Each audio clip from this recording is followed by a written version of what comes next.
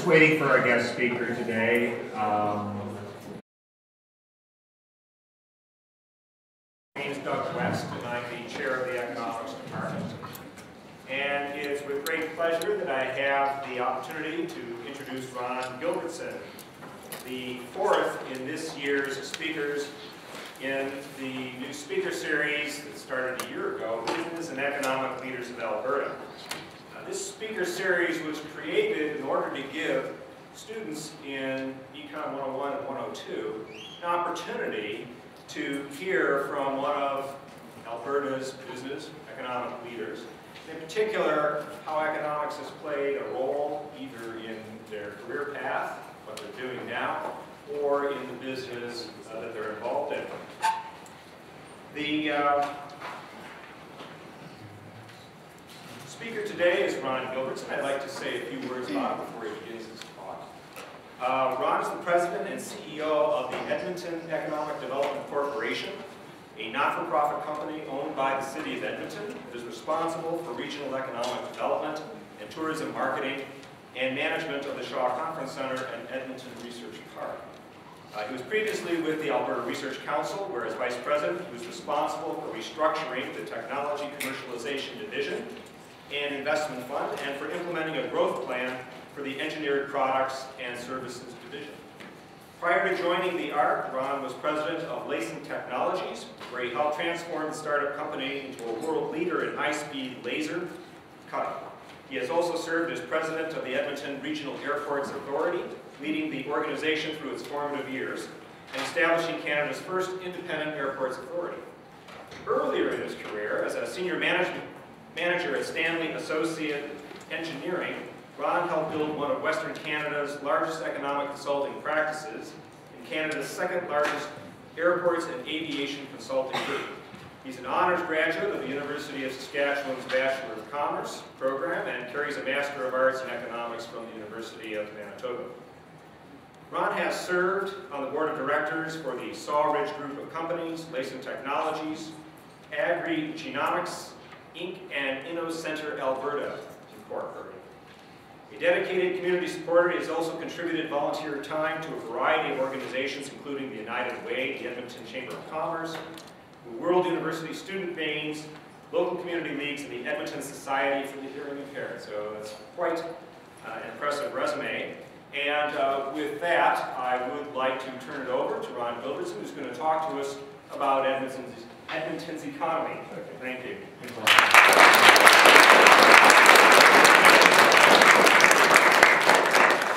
You probably don't that often get talks from somebody who's had so much trouble holding a job, but I'll try to take you through a little bit of what I talk to people about normally. Most of my career, technically, I guess I have a degree in economics, but that's long since been rescinded. So I wouldn't be qualified as an economist anyway.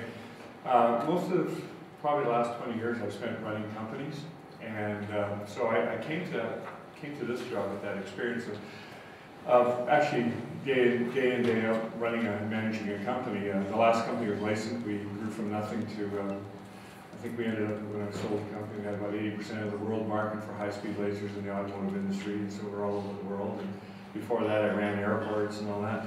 And one of the things I find, and a big part of my job right now, is I spend most of my time talking to senior business leaders. And they seem to be pretty interested in what we have to say, and I think the reason for that is twofold. One is that if you just read the Globe and Mail every day and listen to the newscast, it's very, very hard to get a comprehensive picture of what's going on out there. I was taking flying lessons a while ago, and I'll take you through this. And one of the things they emphasize when you're flying an airplane is you never look at one instrument. There's a group of 6 instruments that you're constantly scanning, and then there's probably another 15 or 20 depending on the airplane. But you always have to look at all 6 because any one of them can give you an erroneous impression of where you are. And so one by themselves is not good enough. And one of the things, if you're a business person and you're running the company, well, every day you're worrying about marketing and sales and research and development and manufacturing, and if you're going to have enough money to pay the payroll next month. So you're down there at the level of the trees, and you're looking at the trees. but you don't that often get a chance to look at the forest and see where's the big picture. Now, on the other hand, I can also say that most of the people who deal at the forest level, who are looking at the economy in general, have probably never run a business in their life. One of the things I found, I have a degree in economics through the College of Commerce from Saskatchewan, which is, I guess, fairly unique. And I was just mystified by the fact that all these economists out there are supposed to know everything about an economy. Very few of them can actually read a balance sheet or an income statement of a company or actually run one. So it's interesting to have those both perspectives.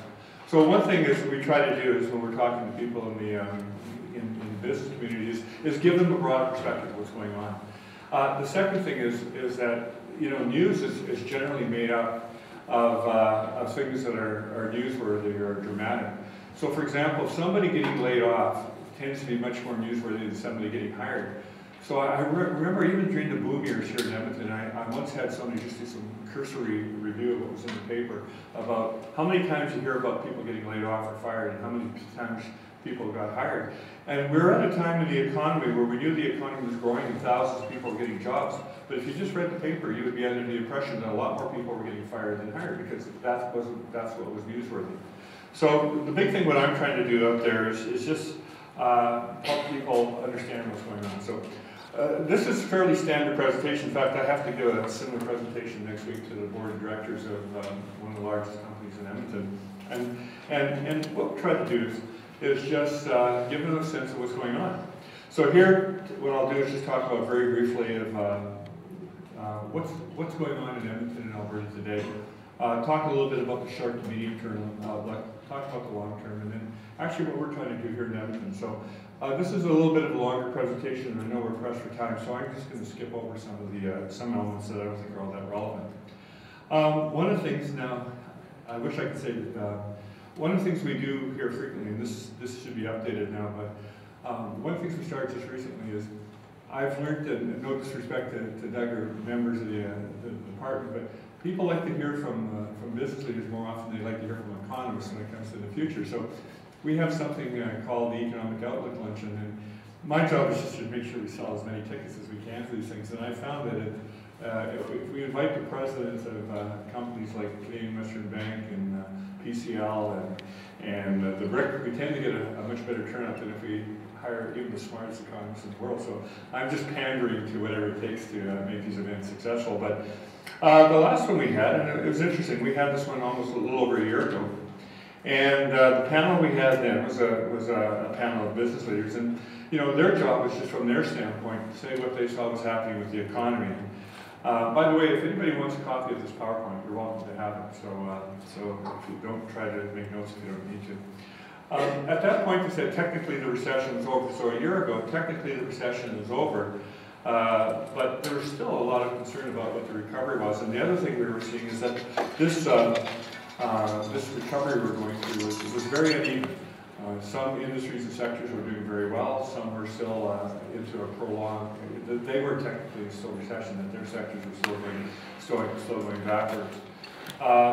People were saying that technically, often you'll see a fairly robust recovery. You see interest rates go up and inflation rates go up. Nobody was expecting that.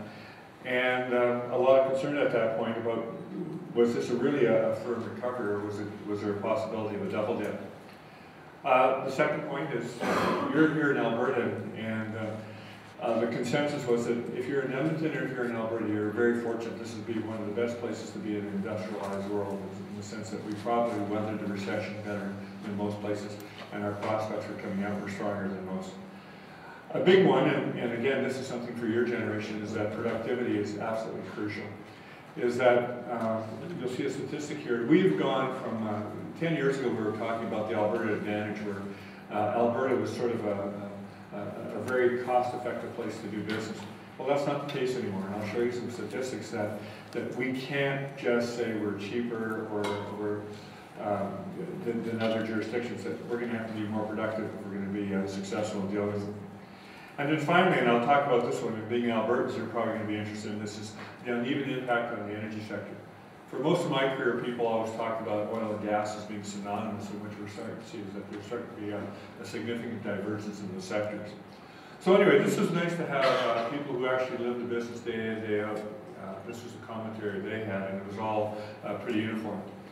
Now, with respect to my earlier comment, that we talked about, you just can't look at the economy from one standpoint. You have to look at it from a number standpoint. So what we've done here from an EEDC standpoint, we've created a bit of a dashboard that actually has sort of 8 different variables that are quite different, but they all give you different viewpoints on the economy. So I'm just going to jump through a few of these because I like to spend more of my time on the latter part, but I'll just give you highlight some of the points I've been trying to make earlier. I think as people who are about to enter the workforce, this should be of interest to you. If you look at this, the red line there is the GDP per capita, or basically the societal income per capita for Edmonton versus other major cities in Canada. And if you look at this, back in about the early 1990s, the average GDP per capita in Edmonton was on a par with Toronto. So here's Toronto, one of the most successful major cities in the world, and Edmonton was on a par with that. Up until about a year ago, that had risen to an increase of almost 20% over Toronto. It's now back by about, it's higher than Toronto by about 8 to 10%. So what that means, that translates into practical things, that where people graduating university, we've found in some of the surveys we've done recently that it's not unusual to see starting salaries anywhere from $10,000 to $20,000 higher in Edmonton for new university graduates than you'd find for comparable positions in Eastern Canada. So from the standpoint, I have 2 children that graduated university in the last few years. From that standpoint, it's absolutely great that they're making another $10,000 or $20,000 more than they might have made in Eastern Canada. On the other hand, if I'm running a business here, I know that my cost of production is now $10,000 to $20,000 more per employee. So that presents some real challenges for me from the standpoint of running a business. So it's a bit of a mixed message. The other thing you'll see here is Calgary is certainly one of the most successful economies around, especially with all the head office employment. You know, if you look a number of years ago, back in the 1990s, Calgary's GDP per capita was almost 27% above Edmonton. That's shrunk considerably now, it's down to about 15. So as an economy, you'd be hard pressed to find an economy that's performing better in Canada than Edmonton has in the last 15 years in terms of how it's actually impacted on what people make. You look at it, so what we did is we decided to go back to school. So in order to help people understand, because everybody wants to know how everything rates, we've come up with a ABCD rating index that similar to what the Conference Board has. You get an A if you're in the top quartile of cities, you get a D if you're in the bottom quartile of cities. So from the standpoint of GDP per capita or income per capita, Edmonton was certainly ranked in the top cities in North America, so we gave it an A. We also look at things like retail sales per capita. We do well here, we'd be an A. We look at things like how does it affect consumer insolvency. If you look at this chart here, I believe Edmonton is the blue. So you'll see back in the early 1990s, we had the highest rate of bankruptcy of any major city in Canada. With the economic recovery, you see it back in 2006, 2007, that recovered to the point where we're amongst the lowest. And now we're near the middle of the pack. So based on that, we give ourselves about a C. Here's a graph I'm looking for. This is the one that I personally got really confused over. We saw, if you look at the graph on the left there, you saw Edmonton's unemployment rate for during the boom years of 2006, 2008 was historically under about 4%. And then boom, all of a sudden about January of 2009, it took off. And in about 9 months, it's more than doubled. So supposedly I'm an economist, I know I got a couple of degrees that say I am, but I thought, okay, that meant a lot of people lost their jobs. If unemployment went from 4% to 8%, then a lot of people lost their jobs. Well, if you look at the graph on the right, the red line here tells you how many people are actually employed, whereas the blue line tells you how many people are in the labor force and looking for a job. So if you look at this period from January of 2009 to about October of 2009, so about a 9-month period, we saw the unemployment rate in Edmonton almost double, from under 4% to almost 8%.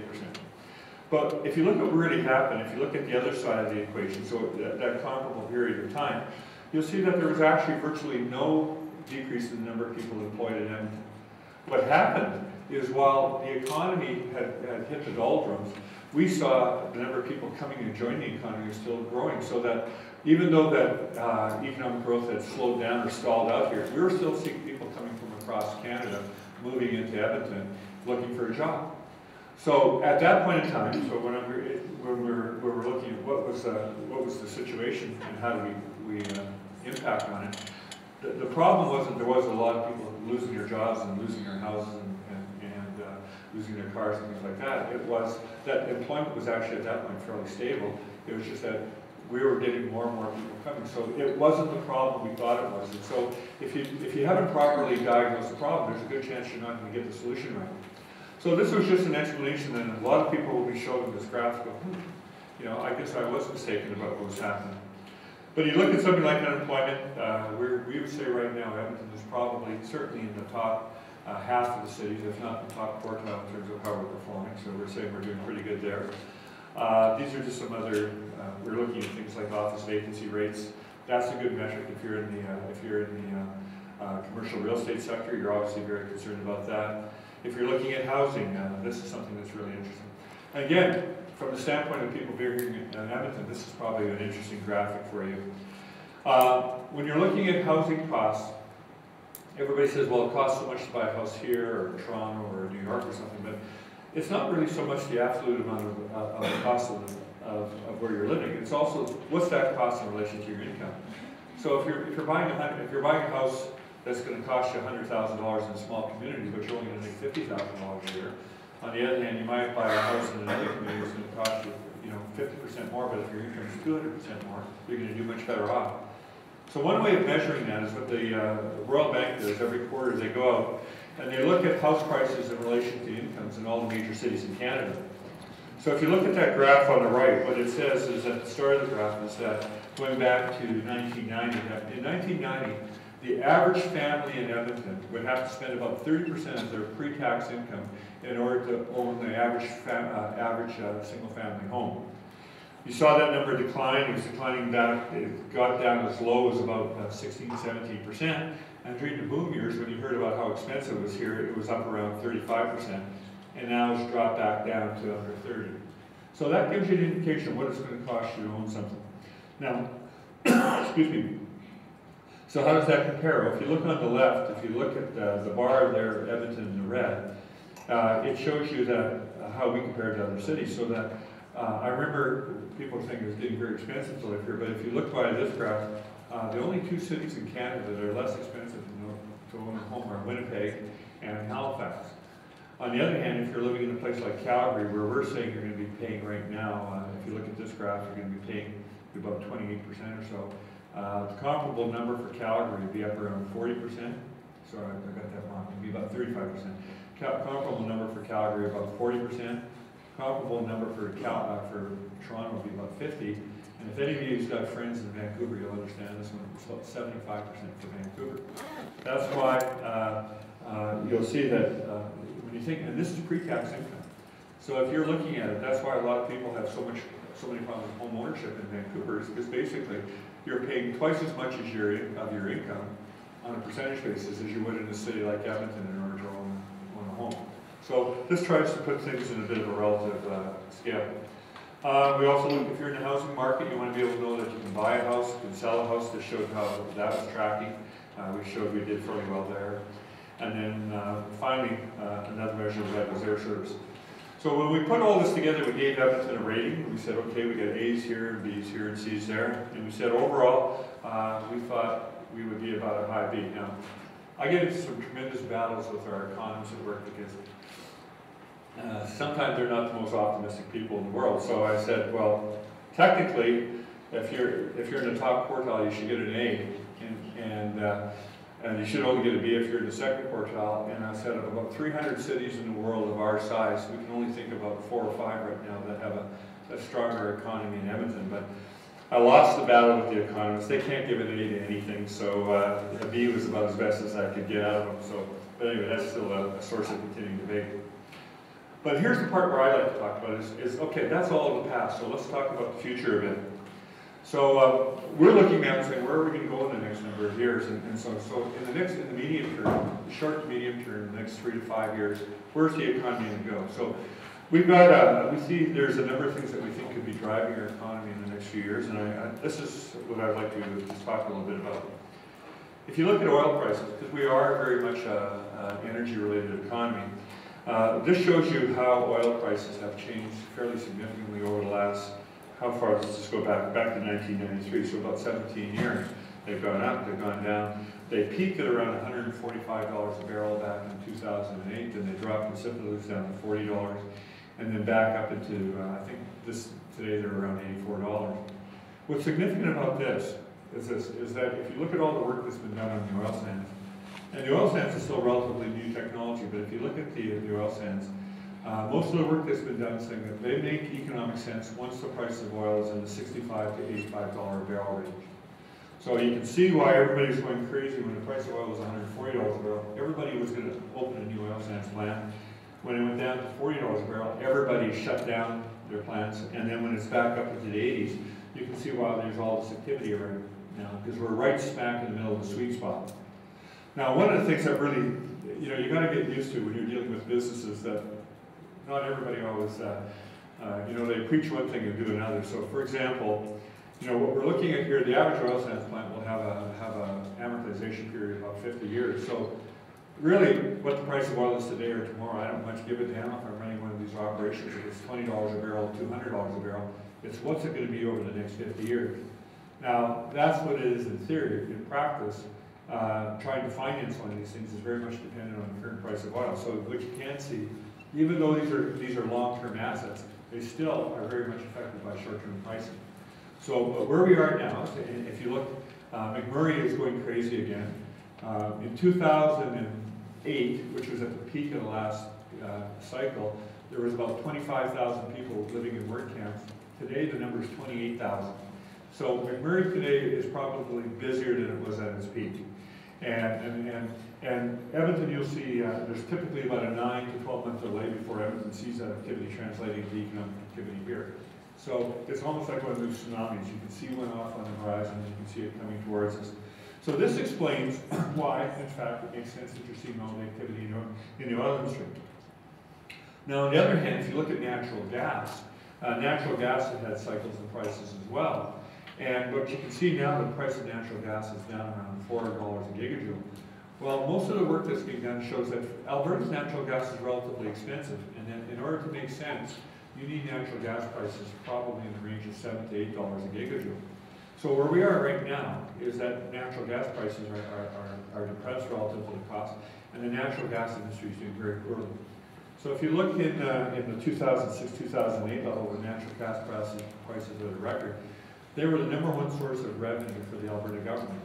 Well, to give you an idea of how much they've declined, is this year, for the first time in history, the province of Alberta will be making significantly more money from royalties from heavy oil than they will from natural gas.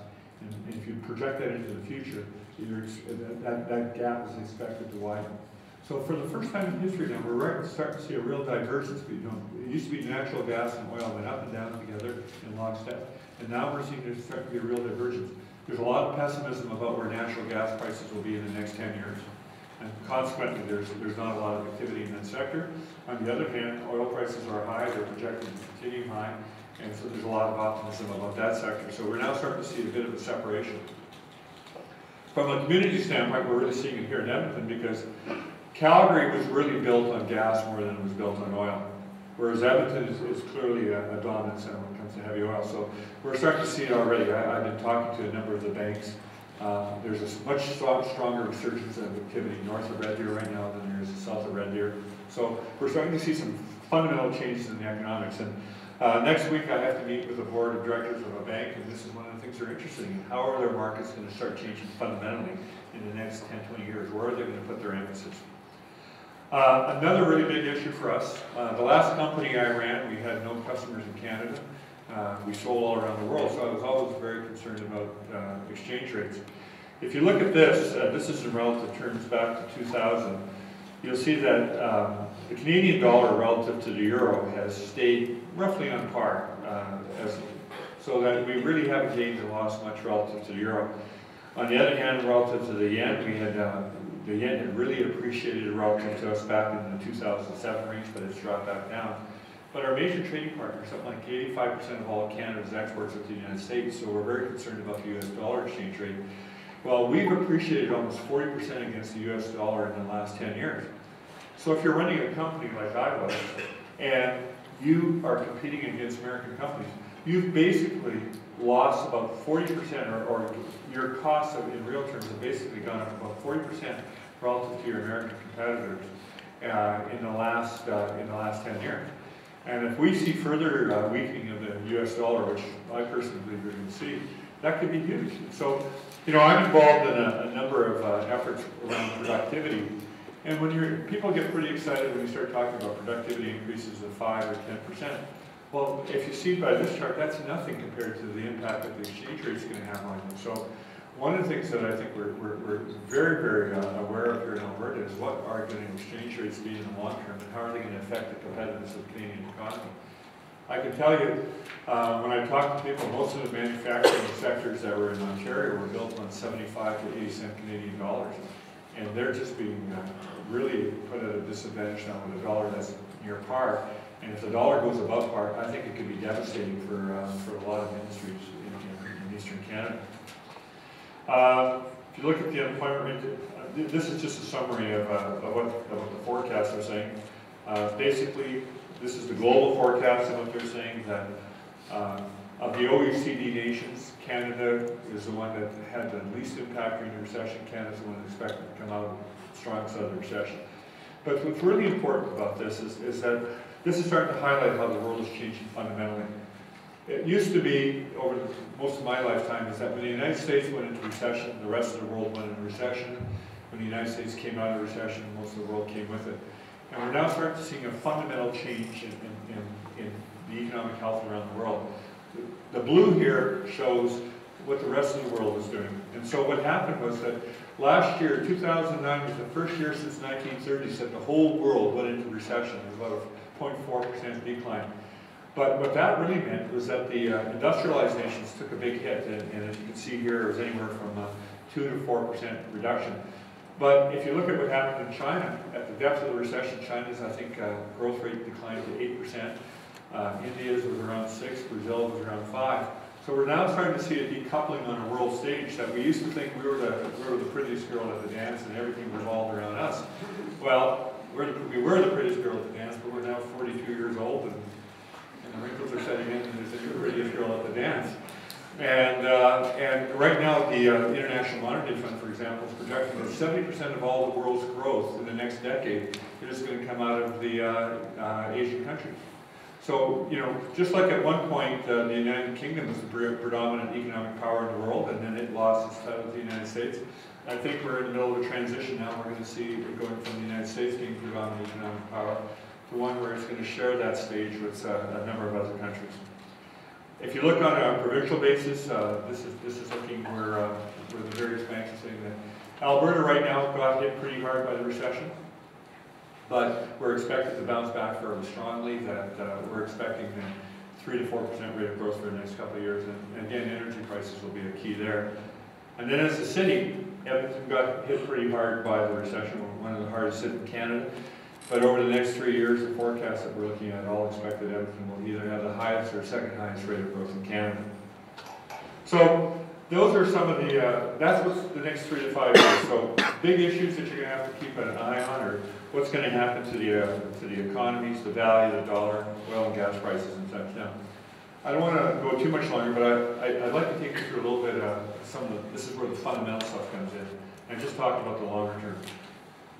I listened to a gentleman speak a little while ago, and there's a great saying out there, if I had more time, I would have written a shorter letter. Anybody can write a 200 or 300 page report on something, but trying to write it in such a way that it's 1 page long and tells you everything you need to know, that's the real art. And this fellow stood up and he said, I just want to tell you 3 things about the world oil and gas industry. He says, in spite of everything you hear in terms of energy conservation and alternative fuels and wind power and tidal power and the hydrogen economy, the world is using more oil than it's ever used in the past. And people go, well, how's that possible? My friend just bought a Prius, my parents just got energy efficient furnaces. But right now the projection is that the world oil consumption is going to go up another 25% in the next 20 years, so by year 2030. But again, talking about the separation of the economies, if you look at this, at the top there, OECD Pacific, which is basically Japan, Europe, and North America are all expecting that their oil consumption is going to decline by 10 to 15% over the next 10 to 20 years. So the Western world is becoming much more efficient. Now, we also are energy pigs.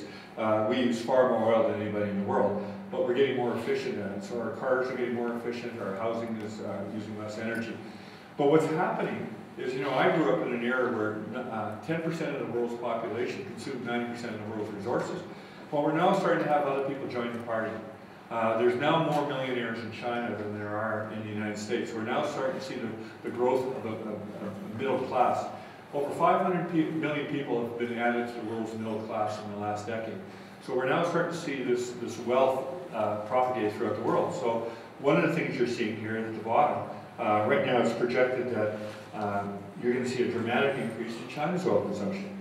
5 years ago, the United States had 75 times as many cars per capita as China. Well, if that number declines to 25 times as many cars per capita in China, that's still a 300% increase in the number of cars in China. So what we're seeing here is while the industrialized world is starting to reduce its consumption of oil, the rest of the world is increasing significantly its consumption of oil, and that's fueling this worldwide increase in oil. The second thing this gentleman talked to me about, he talked to our group about, was he said that right now, we're now coming to the end of the conventional oil business. Within the next 30 years, you'll see most of the major conventional oil reserves pretty much depleted. And the low-hanging fruit, the easy fruit, has pretty much disappeared. If you look at this graphic here, the dark blue shows existing oil fields, the top 800 existing oil fields in the world. Right now, those oil fields are being depleted at a rate of about 6.5% a year. So that if you look, the dark blue shows that over the next 20 years, you're going to see a very significant reduction in the amount of oil coming out of existing oil fields. For example, right now Mexico is the third largest exporter of oil to the United States. By 2017, because their demand is going down, up, and their oil fields are being depleted, it's expected that Mexico will become a net importer of oil by 2017. So they go from somebody supplying oil to the United States to somebody now actually competing with the United States for oil. So if you put all this together, you put the fact that oil is increasing, the demand for oil is increasing, and the supply is decreasing. These bars here, what they show is that in order to keep supply and demand in balance in the world has to come up with the equivalent of 6 new Saudi Arabias in the next 20 years. Now, most people I talk to are hard-pressed to figure out where you get 1 new Saudi Arabia, but 6 is the magnitude of that is quite frightening to people. So that leads to the third point. And right now, Alberta is considered to be the world's largest politically stable source of oil. If you look at this, right now, these are certified reserve estimates. The leader in the world right now is Saudi Arabia, about 250 billion barrels. Alberta has about 174 billion barrels. It's interesting, I was down in Washington a little while ago with the Premier, and we were meeting with the Energy Department down there. By their calculations, they actually rank Alberta #1 in the world in terms of oil reserves. This 174 billion barrels is actually what it is, that represents about a 10% recovery of what's in the oil sands. The technology has been improving so significantly that they think those recovery estimates are going to go well above 10%. So, for example, if they go to 15%, that's the equivalent of adding about another 85 billion barrels of oil. So it's arguable about Alberta's #1 or #2 in the world, but we're really now ranked as one of the major world oil powers. Another thing that's very significant being in Alberta is this. In most jurisdictions in the world are no longer available to private investment in oil. You can't go to Saudi Arabia as a private company and invest in oil. You can't pretty much go into Russia. You can't go to Norway. You can't go to Libya. So when you look at the investable oil reserves in the world that a private company can actually come into, the province has a calculation that 52% of all the investable oil in the world is here in northern Alberta. That's why you see so much attention here to what's going on. It's because if you're an oil company, you're looking to invest, this is something that you want to get involved in here. The final thing I'll just comment on briefly is, the other thing we're really trying to do now is move up the value-added chain. When you get oil, when you go up to the Fort McMurray, you basically get bitumen, which is pretty much the consistency of peanut butter, not really worth anything. So what you do is you take that through an upgrading process, and out of the upgrading process comes synthetic crude oil. Now, synthetic crude oil is, again, in and of itself not very useful. What you do is you take that through a refining process, and you come up with either gasoline, diesel, or a variety of other petroleum products. And then if you take that through another process, you can come up with a whole series of petrochemicals. What we're trying to do here in Alberta is not just be the people exporting the very raw resource, like the equivalent of saying we're only going to ship trees, whereas there's a lot more to creating value, saying well, we're going to convert those trees into furniture. So what we're now trying to do in Alberta is create a value-added process so that Alberta is not just shipping bitumen, it's also shipping crude oil, it's also shipping petrochemicals, it's also shipping final products. And this pyramid here just sort of shows the value chain. So this is a big part of the effort that you see going on behind the scenes. And it's translating itself into things like public policy. The provincial government has instituted a program called BRIC, Bitumen Royalty in Kind. And just so you know how they're using that to promote this industry, when the Alberta government, when they produce oil or bitumen in Fort McMurray in the north, typically the government would take its royalty in the form of cash. Well, the Alberta government has the right to take its royalty in the form of actual barrels of bitumen. And right now, they're collecting the equivalent of 70,000 barrels of bitumen a day. By the end of the decade, that number could be well over 400,000 barrels of bitumen a day. So to use that as a public policy tool, a lot of the oil companies that have their own bitumen are saying, well, you know, maybe we want to do it here in Alberta. You know, I've got a refinery down in Illinois, I've got a refinery down in Texas that I've already paid for. Why don't I take my bitumen and send it down there and do recovery? Well, what the province is doing now, under this bitumen royalty in kind, they're saying, hey, we've got 70 to 400,000 barrels a day. Who's willing to do something with that here in Alberta? So they've just recently gone through a process where they invited private sector proposals to come in and say, okay, who wants to buy my bitumen and do something here in Alberta?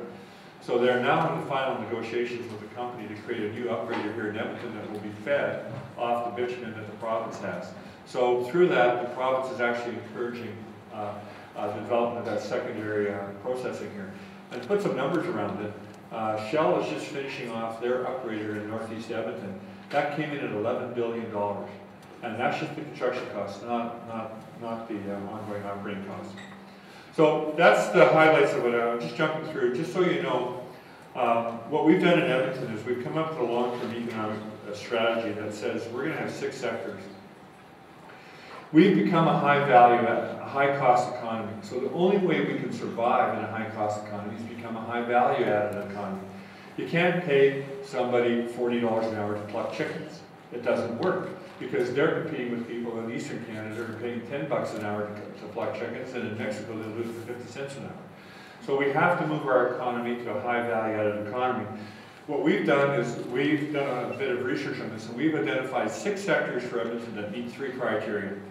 Number 1, it has to be an area where we believe that Edmonton really can be globally competitive, that the skill groups we have here can match anyone in the world. So, for example, right across the street over here, the Mazikowski Heart Center, or the Lai Ka-shing Center for Immunology.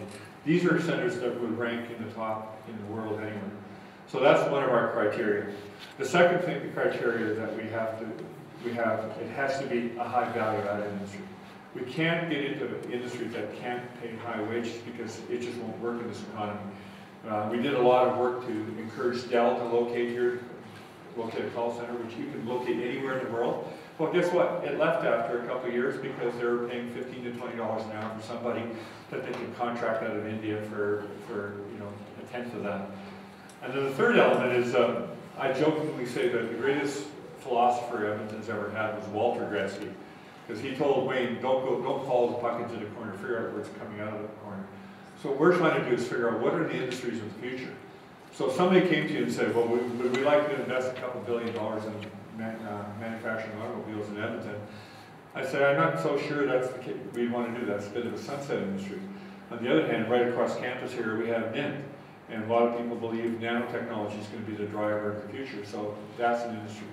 So what we've done is we've said, what are the industries that would meet these 3 criteria? High value added, globally competitive, and something that it represents an industry of the future. And we've identified 6 that we think make sense for a city of Edmonton size.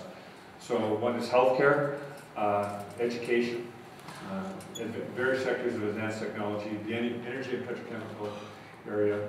Tourism is a real nice fill. And then the final one I find interesting is it stands for FIRE. That stands for Finance, Insurance, and Real Estate. And most people don't realize it, but right now Edmonton is quietly emerging as one of the strongest regional financial centers in North America. Within a 10-minute walk from my office right now downtown Edmonton, there's currently $135 billion worth of investment capital under management. That would rank us in the top 10 in North America easily. Most people don't know that. So anyway, just in closing, those are some of the sectors we're going for. So this presentation actually seems to work quite well with the business community. They're trying to say, these people are making decisions saying, okay, I know how my business is doing today, but what do I have to look forward to the next 3 to 5 years and long term? Does this economy have legs or is it in serious trouble? And it seems to give people a fair bit of reassurance that we have some real potential here.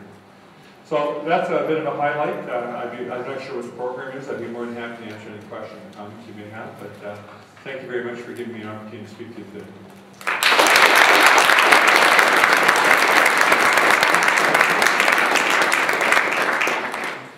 Well, we have a few minutes for some questions from the floor.